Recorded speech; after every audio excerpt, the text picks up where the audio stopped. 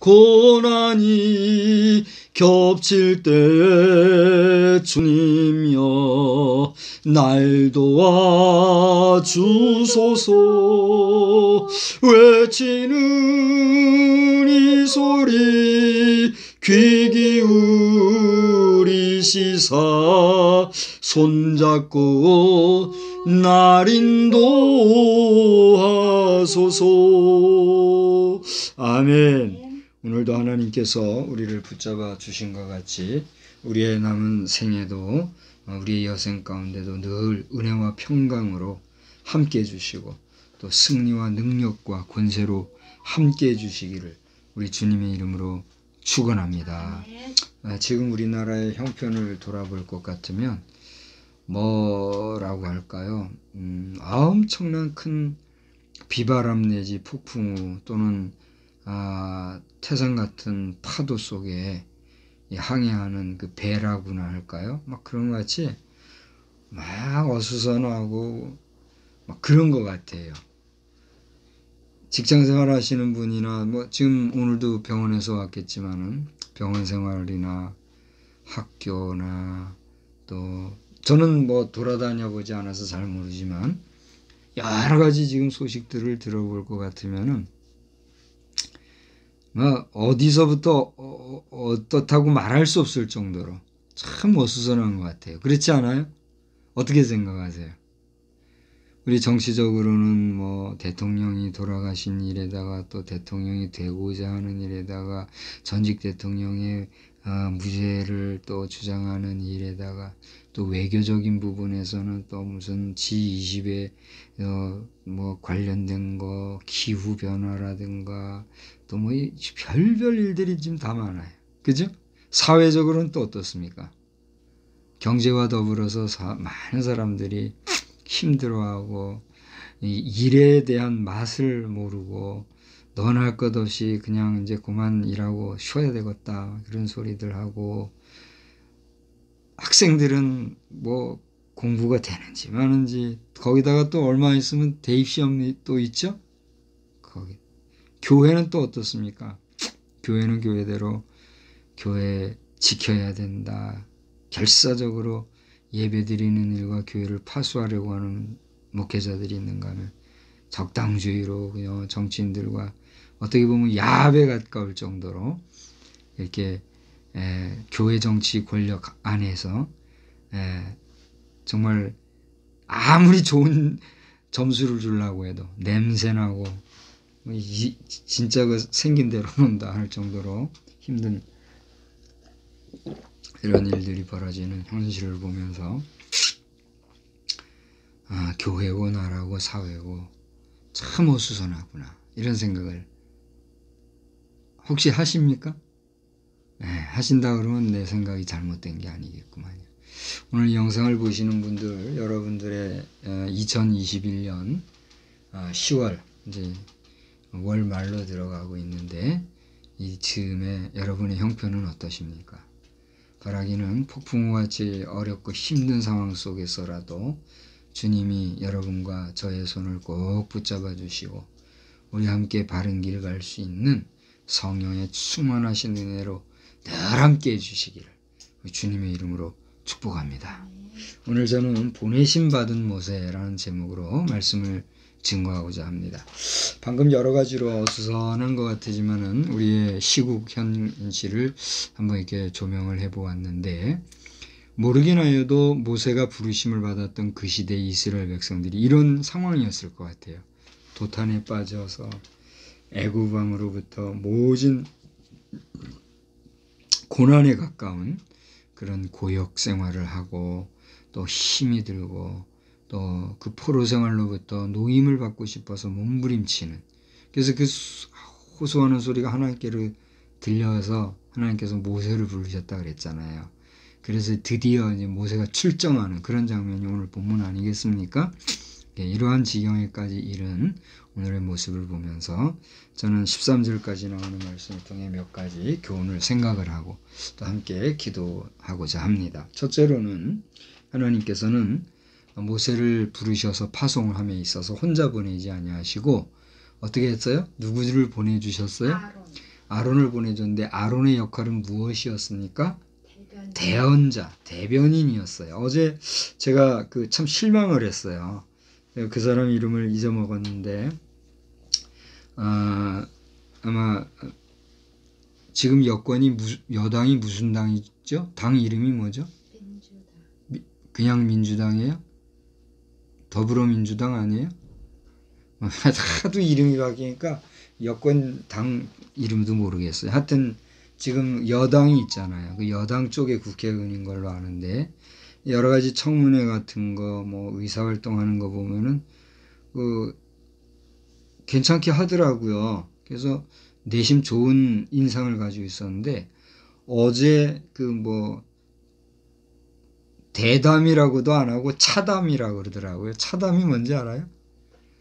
그래서 어떤 식사를 겸해서 담화하거나 또는 맞대면에서 대담을 한 것이 아니라 차와 더불어서 대담을 해서 그래서 차담인가 그랬는지 모르겠는데 대통령과 또 차기 대통령이 되려고 하는 자가 차담의 시간을 가졌다 그러잖아요.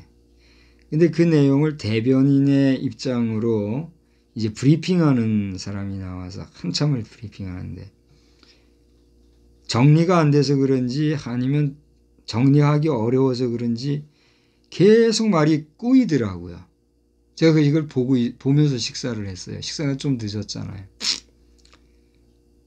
그게 이제 라이브 방송이었는지 한 템포 건너뛴 녹화 방송인지 모르겠으나 이제 그 차담의 시간을 가졌던 내용을 브리핑하는데 그렇게 말이 꼬여요. 얼마나 듣기가 거북하고 말을 만들어서 하는 건가 싶을 정도로 아주 그렇더라고요. 얼마 있다가 정규방송에서 그걸 한참 말하는데 딱 끊고 방송을 하더라고요. 그래서 시큰둥하게 보고 말았습니다만은 큰 지도자가 어떤 정치적인 의견을 이렇게 말하거나 또 담화를 하거나 직접 할 때도 있지만 대체로 이렇게 대변인을 써서 하지 않습니까? 그런 것처럼 하나님께서는 대언자로서 아론을 사용하셨는데 오늘 여기 몇 절이에요? 7절을 보시면 그 대언자가 아론의 나이가 몇 살로 나옵니까? 83세로 나와요. 모세는 몇 살로 나옵니까? 80세. 그러니까 우리 나이로 치면 80세면 사실 고령에 들어가잖아요. 고령이든 아니든 하여튼 80세의 부르심을 받은 것도 대단하지만 그 대언자가 그의 형이었다는 사실입니다. 그래서 말을 얼마나 잘했는지는 모르겠으나 여기서 말하고자 하는 것은 하나님께서는 당신의 사역을 행하고자 하실 때에 혼자 행하게 하지 아니하시고 동력자를 세워서 동행인과 더불어 함께 일하게 하시는구나 하는 걸 볼 수가 있게 된다는 거죠. 여러 경우에 보면 그런 것 같아요. 그죠? 그래서 우리 예수님도 12제자를 함께 사역하셨고 바울사도 같은 경우도 항상 그 옆에 누가 따랐어요? 누가가 따랐고 마가가 따랐고 실라가 따랐고 아볼로가 있었고 여기 여러 동역자들이 옆에 있었다는 사실이에요. 그래서 저는 이 말씀을 보면서 하나님께서 부족하지만 나에게 붙여주신 동역자가 누굴까 생각을 해볼 때 가장 가깝게는 아내지만은 또 다른 목회적 동역자로서 저와 함께 할 수 있는 그가 누굴까 많이 생각을 해보게 되더라고요. 거의 칩거하면서 이제 누군가와 교통을 삼가하는 가운데 있는 최근 들어서의 저의 생활을 잘 아시잖아요. 근데 향후에 생활할 때에 또 복음 증거할 때에 함께 정말 나의 입이 되어주고 수족이 되어주고 또 동역자가 되어서 일할 수 있는 동역자를 구하고 또 하나님 앞에서 그가 누군지를 밝히 알고 갈 수 있다는 것. 그 자체로 그것은 뭐가 될까요? 복이 되겠다는 생각을 하게 됐어요. 그래서 누가 저와 파트너십을 이루어서 앞으로 BTM 사역을 하게 될지 모르겠으나 누가 되든 이 사역에 정말 그냥 흥미나 단순한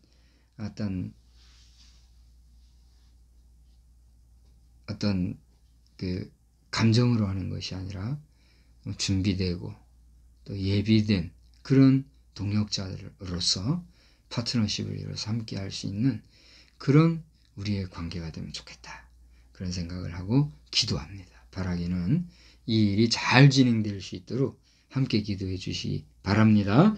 두 번째로는 부르심을 받은 때, 모세가 그야말로 하나님 앞에 부르심을 받아서 공적인 이스라엘 백성들을 지도하는 영도자적인 역할을 하는 그 시기, 때가 있었다는 사실이죠. 그때가 모세에게서는 몇 살이었습니까? 80세였다는 거죠. 우리 성경을 가만히 보면 모세의 부르심을 받았을 때는 40년 주기로 이렇게 부름을 받은 걸, 변화가 있었던 걸 알 수가 있죠.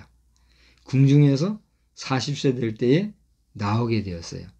그리고 미디안 광야에서 40년 동안 수련을 받고 80세에 이르러 부르심을 받은 걸 보게 되죠. 그러니까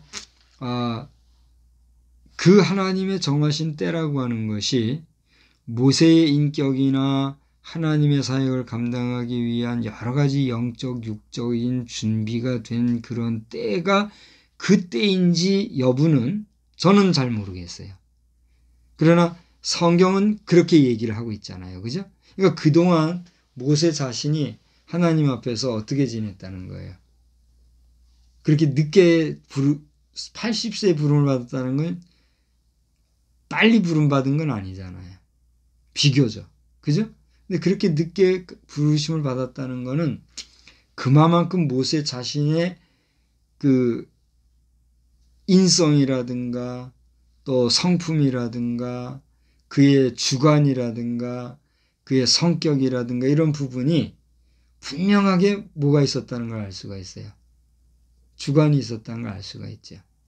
그러니까 모르기나 해도 하나님께서 모세를 부르기까지는 모세 자신이 참 많은 연단을 받았을 것 같아요. 그런 연단을 받았을 때에는 또 하나님도 그만큼 기다리시고 있으셨을 것이다. 그런 생각을 하게 돼요.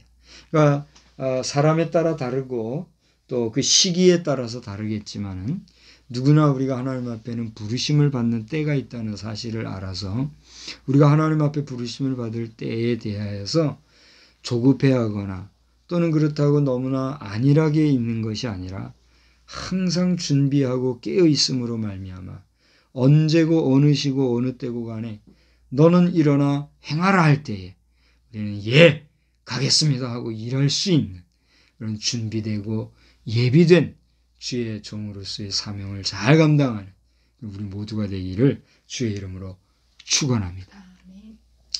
오늘날 공교회에서 드리는 예배의 모든 그 시스템이라든가 움직임 이런 것들을 교회 밖에서 이렇게 보니까 진짜 막 어떻게 보면 많이 망가진 것 같잖아요. 그죠? 그러나 그 속에 들어가 보면 변화가 있을까요? 없어요. 뭐 외부에서 뭐라 이런 말 저런 말 하지만 교회 면면이 흐르는 예전이라든가 예배 의식이라든가 순서라든가 그 모든 부분들은 크게 변함이 없을 줄 알아요. 그죠? 변화한 것이 있다면 뭐가 변했을까요? 사람이 변한 거예요. 목회자도 수동적이고 성도들도 소극적이고 사람이 변했을 뿐이지 교회 시스템은 변한 게 있어요? 없어요? 없지요. 다만 행정체계에 있어서의 시스템 변화는 있어요. 그동안 뭐 문서로 하고 수기로 하고 했던 것들을 전자문서로 바꾸고 또 온라인으로 한다는 이런 모든 행정적인 시스템 변화는 있겠지만 크게 변함없는 교회 안에서 변한 것은 사람인데 바라기는 우리 목회자나 성도들이나 모두가 나중에 하나님 앞에 섰을 때에 너 그때 왜 그렇게 사람이 그렇게 변하고 소극적이었니? 그렇게 질문받지 아니할 수 있도록 변함이 없고 또 크게 변질되지 아니하는 그런 온전하고 꾸준한 그런 믿음의 부요한 자들이 다 될 수 있기를 위해서 우리 자신도 노력할 뿐만이 아니라 오늘 교회들이 다시 한번 새 힘 얻기를 위해서 우리 다 같이 기도할 수 있는 그런 저와 여러분이 되시기를 바랍니다. 세 번째로는 모세가 부르심을 받았을 때에 그가 들고 나선 것이 무엇이었던가 하는 것이에요. 자, 모세가 이제 이 소위 말하는 장정만 60만, 200만에 가까운 이스라엘 백성들을 이끌기 위해서 지금 지도 전면부에 나섰지 않습니까? 근데 우리 중대장 군대 가면 중대장 정도만 해도 그때부터는 지휘관이라 그래요. 소대장까지는 지휘관이라고 안 해요. 근데 중대장부터는 지휘관이라 그러고 영관급으로 올라가서 대령 또 장군 각 제대별 지휘관에게는 그 손에 쥐어주는 게 있어요. 그게 뭔지 아세요? 지휘봉이에요. 지휘봉은 무엇 때문에 어떤 용도로 사용되는지 아십니까? 말 그대로 지휘하는 거예요. 그러니까 사람들을 좌로 우로 앞으로 뒤로 가라 이렇게 하는데 손으로 이렇게 하는 것보다 그 손을 통해서 쥐어진 지휘봉을 통해서 지휘를 하는 거예요. 그러니까 이 지휘봉이라고 하는 것은 그 담긴 의미가 뭐예요? 지휘관의 지휘력, 지휘권, 지휘 방법이 거기 담겨 있는 거예요. 그죠? 그래서 이 지휘관들은 선물 중에 가장 큰 선물이 지휘봉을 멋진 걸 받는 거라 그러더라고요. 그 얘기 들어보셨습니까? 못 들어봤어요? 지휘관이 되면 가장 받고 싶어 하는 그 선물들 중에 1순위가, 지금은 어떤지 모르겠어요. 근데 제가 알기로는 지휘관들의 제 1순위 선호도 선물이 아주 튼튼하고 멋진 지휘봉이라 하더라고요. 사실 여부는 전 모르겠으나 그런 얘기를 여러 번 들어봤어요. 그래서 이 지휘봉을 그렇게 귀하게 여기고 한다는 이야기를 제가 들어보았는데, 모세의 손에 들려있던 게 뭔지 아십니까? 지팡이였어요. 그 지팡이는 뭐하는 지팡이였을까요? 양떼를 치는 목자가 들고 있는 지팡이였어요. 그러니까 막대기와는 다르죠. 이 지팡이는 모르긴 해도 그 끄트머리가 이렇게 굽어져 가지고 양들이 저 멀리 떨어져 있을 때는 이렇게 해서 낚아채는 그런 역할을 하는 기능이 있다 하더라고요.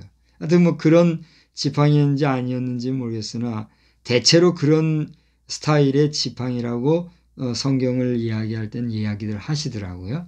근데 그런 어떤 모양새의 지팡이든 모세는 지팡이를 하나 들고 있었어요. 지팡이라고 하는 게 그게 대단한 능력이 있을까요?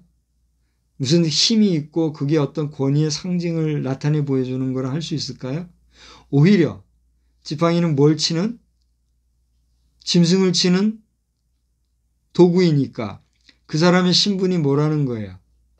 목자라고 하는, 목자는 당시의 신분으로 치면 고급 신분이에요? 저속한 신분이에요?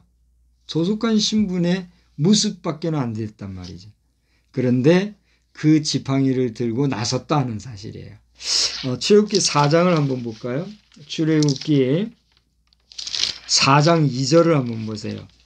거기는 하나님께서 그 모세를 부를 때에 하시는 말씀이 나오는데 2절 다 같이 읽어봅시다. 여호와께서 그에게 이르시되 내 손에 있는 것이 무엇이냐? 그가 이르되 지팡이니이다. 모세 네가 손에 들고 있는 게 뭐니? 예, 저 이거 양칠 때 쓰는 지팡인데요. 그게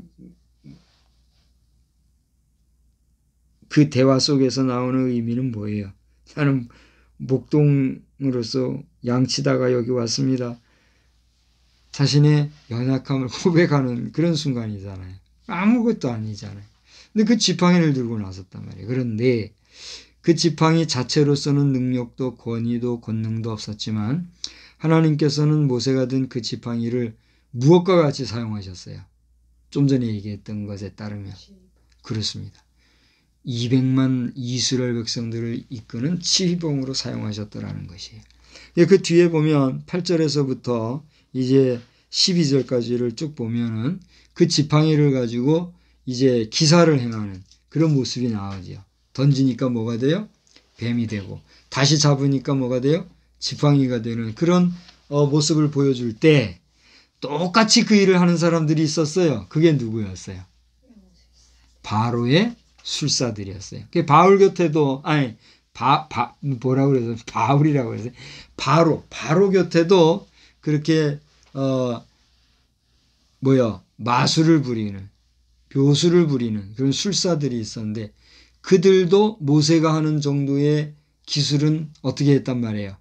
구현할 수 있었다라고 하는 것입니다.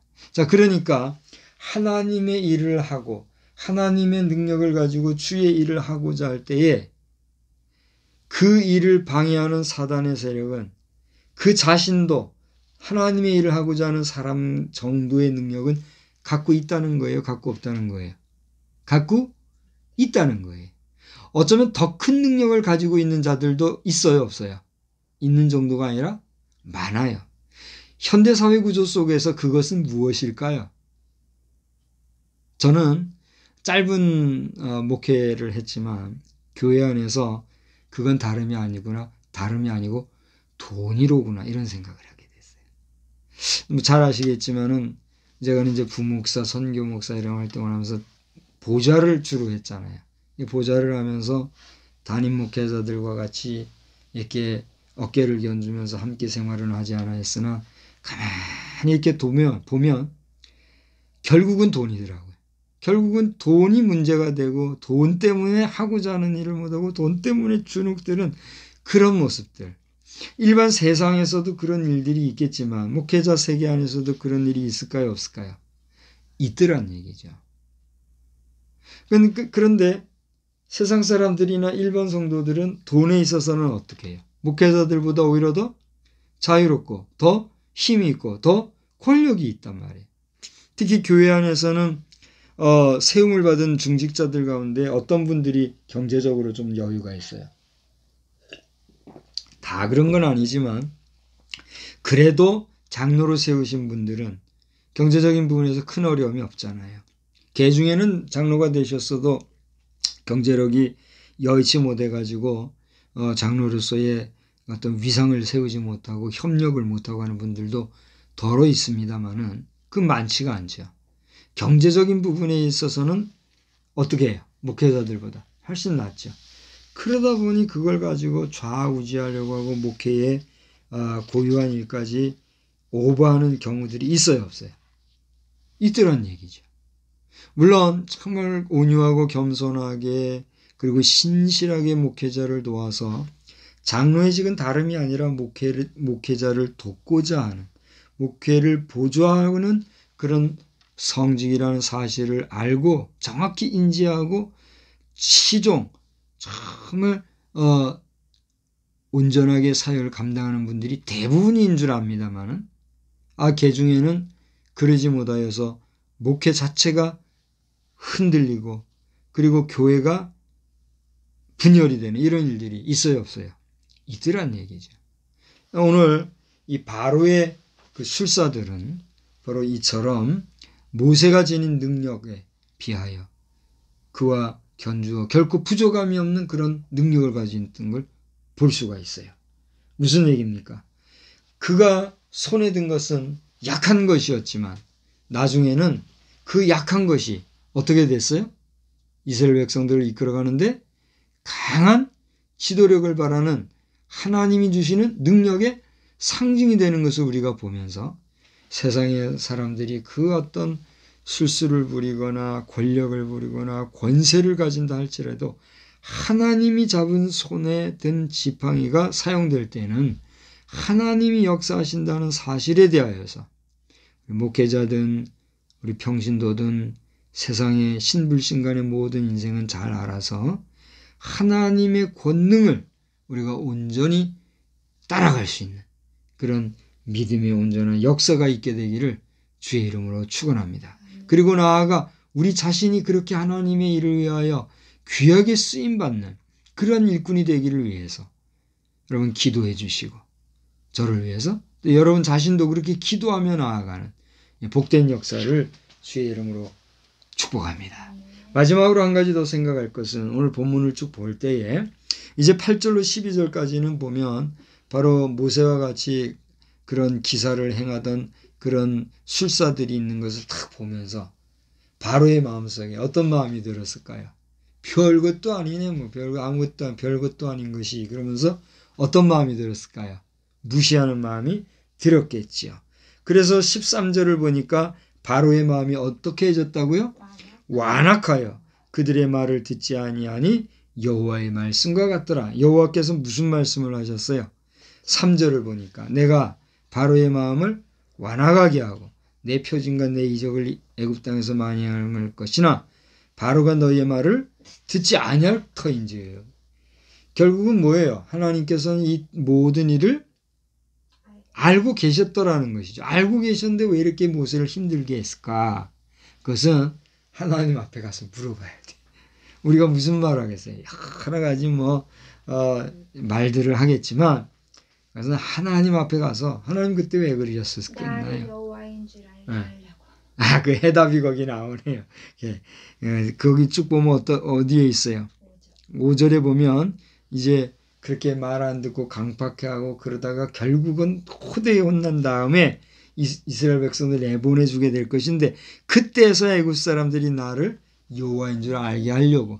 그러니까 쉽게 뭐든 가게 되면 하나님이 계신 하나님의 섭리에 대해서 사람들이 잘 모르니까 그것이 인간의 연약성과 우둔함이라는 것을 하나님이 아시니까 그 일을 시행하기 위해서 이러한 여러 가지 변수가 있고 환난과 역경이 있고 또 어려움이 있는 이러한 길을 가게 하시는 하나님의 참 그 비밀한 또 숨어있는 그런 섭리를 우리가 보게 된다는 것이죠. 무슨 얘기입니까? 우리가 주의 일을 하려 할 때에 하나님 앞에 부르심을 받고 나아가고자 한다 할지라도 나가는 길이 순탄치만은 않은 그러한 사역이 어떤 사역이에요? 복음 증거의 사역이요. 구원의 역사를 위한 거룩한 사역이더라 하는 것입니다. 이렇게 순탄하지 않은 사역이지만 그 사역 끝에 하나님께서는 어떻게 하셨어요? 승리하시는 모습을 보게 되죠. 그래서 결국 그 다음 오늘 안 읽었습니다만 14절서부터 계속해서 이제 10번째 재앙까지 나오잖아요. 우리가 오늘 7장을 읽었는데 9장, 10장, 11장까지 가서 보시면 어떻게 됐어요? 비로소 10번째 재앙, 장자의 죽음이 나오는 것을 보게 되죠. 그래서 12장까지를 보면 애굽의 장자들은 죽고 또 그 죽음을 피하기 위한 절기로 하나님께서는 뭘 주셨어요? 유월절을 주시는 유월절의 시작의 역사를 우리가 보게 되죠. 그러니까 7장, 8장, 9장, 10장, 11, 12, 13장을 쭉 읽어보면 지금 우리가 1절에서 7장 1절에서 13절까지 보면은 말씀드린 것처럼 모세를 부르시고 그의 나이 80세가 돼서야 지팡이 하나 든 영감을 능력도 대단해 보이지도 않은 애굽의 술사들도 할 수 있는 그런 능력 정도의 지팡이를 들고 나서게 하셨지만 그 연약해 보이는 지팡이 끝에서 나오는 역사 끝에서 10가지의 엄청난 재앙들과 그 재앙 끝에 장자의 죽음이라고 하는 참으로 감당하기 어려운 그 시험을 통해서 비로소 이스라엘 백성들은 어떻게 하는 모습을 보게 돼요? 애굽을 떠나게 되는 모습을 보게 된다는 얘기예요. 이러한 대역사 장정을 위하여서 하나님은 오늘 누구를 부르셨다고요? 그들을 이끌을 지도자 모세를 부르셨더라 라고 하는 것입니다. 서두에 제가 우리나라의 상황, 사회적인 모습 이런 어수선한 우리 현실 얘기를 잠깐 했잖아요. 이런 현실을 다시 한번 우리가 말씀 끝에 되돌아보면서 우리에게 있어서 지금 참 중요한 문제 중에 하나는 앞으로 이 대한민국을 이끌어갈 지도자를 누구를 세울 것인가 하는 이 문제가 우리 국가적으로 큰 문제가 되고 있잖아요. 우리 교회적으로도 지금 국가의 지도자가 누구를 세워야 되고 누가 세워져야 이 나라가 바로 서게 될 것인가 하는 데 대한 관심이 있을까요? 없을까요? 우리 목회자 여러분들이 이 영상을 보신다면 본인 스스로를 속이지 말고 여러분이 나라를 위해서 기도하고 국가 지도자를 위하여 기도할진데 그 자체가 이미 정치활동인 걸 알아서 그 헛소리에 가까운 목회자는 뭐 정치활동하면 안 된다. 교회는 정치관하면 안 된다. 그건 쓸데없는 소리들 하지 말고 정말 적극적으로 능동적으로 사실적으로 진실하게 나라의 정치가 바로 서고 우리 교회 정치도 마찬가지입니다. 이제 돌아온 주일이면 종교개혁 기념주일이잖아요. 우리 종교개혁 기념이라고 써도 우리는 그 안에 뭐가 함축되어 있는 걸 보게 돼요. 교회가 개혁된 나라 아닙니까? 교회 개혁을 위해서 애쓴 게 500여 년 전에 루터의 종교개혁 활동 아니겠습니까? 캐톨릭을 종교 수준으로만 떨어뜨리는 그런 모습은 뭐 옳은지 안 옳은지 저는 뭐 판단하기가 어려워요. 중요한 것은 캐톨릭의 근본은 누구예요? 여호와 하나님이잖아요. 여호와 하나님을 근본으로 하는 가톨릭의 교회 정치가 문제가 있었기 까닭에 거기서 개혁을 하려고 했던 게 교회 개혁 아니에요? 근데 그 어느 때부터 그 종교개혁이라는 말이 붙었는지 모르겠으나 종교개혁 그렇게 했는데 사실 그 종교개혁이라는 말 속에 깊이 들어가면 교회개혁이라는 사실을 우리가 보게 되지 않습니까? 그러니까 오늘도 우리는 개혁주의 교회들은 늘 개혁 이렇게 얘기를 합니다만 리포메이션이라고 하는 이 개혁이라는 게 뭐예요? 일신 후 일신이에요. 그렇잖아요? 날마다 새로워져가는. 개혁을 한다면 어디까지 개혁을 하겠다는 것이고 개혁이 언제까지 해야 그 개혁이 완성이 되는 겁니까? 웃기지 않아요?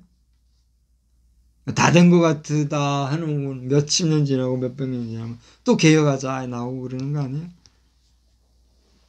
언어 도단과 언어 유희 속에만 빠지는 개혁적인 활동이 아니라 누구를 개혁하려고 하는 개혁이 아니라 누가 개혁이 돼야 돼요? 내 자신이 날마다 하나님 앞에서 새로워지고 그 어떤 상황에서라도 털어 먼지 안 날 정도로의 그 순전함을 가지기 위해서 애쓰고 수고하는 그게 될까요? 안 될까요? 어떤 인간도 이 세상에서는요 안 될 것 같아요. 그렇지 않습니까? 설교하는 제 자신도 마찬가지. 오늘 하루도 뭐 꼼짝도 안 하고 밖에 안 나가고 뭐 뭔가를 부지런히 했습니다만 그 안에서도 나 자신을 털어보면 내가 하나님 앞에서 부족한 게 있었을까요? 없었을까요? 있었을 것 같아요. 여러분은 어떠십니까? 오늘 부지런히 뭔가 일했죠. 열심히 일했죠. 예배 마치고 또 간다면서요. 그렇게 열심히 했는데 일에만 열심히 했는데도 돌아보면 아쉽고 부족한 점이 있어요? 없어요? 일에 대한 부족함 뭐 그런 거는 그렇다 치더라도 신앙적인 면에서나 내 양심적인 면에서나 나의 어떤 삶에 있어서의 연약성 이런 게 있나요? 없나요? 있어요? 있다면 뭘까 되게 궁금하네요. 우리 인간은 그런 것 같아요. 그렇기 때문에 끝없이 개혁할 개혁의 대상은 누구예요? 나 자신이란 걸 돌아보고 누구를 개혁하겠다, 누구 개혁하라 이런 주의가 아니라 철저하게 날마다 나를 깨서 복종하고 일신 후 일신하는 우리의 삶이 되어야 될 줄 믿습니다. 나아가 이 나라의 지도자를 위해서 기도하는 일에 우리 다시 한번 힘을 모아서 애를 쓰고 정말 하나님 이대로는 아니 됩니다. 어쨌거나 이 나라를 바로 이끌어갈 수 있는 대한민국의 지도자를 주님 우리에게 가르쳐 주시고 또 모든 많은 백성들이 한마음 한뜻이 되어서 그러한 예비된 지도자를 선정할 수 있도록 하나님 은혜 베풀어 주시옵소서. 이 지구촌을 주님 긍휼히 여겨 주시고 지구를 이끌어가는 지도적인 위치를 감당하는 자들이 여호와 하나님을 경외할 줄 아는 도에 설 수 있도록 하나님 은총을 베풀어 주시옵소서. 그렇게 함께 기도할 수 있는 그런 우리 모두가 되기를 주의 이름으로 축원합니다. 기도하겠습니다.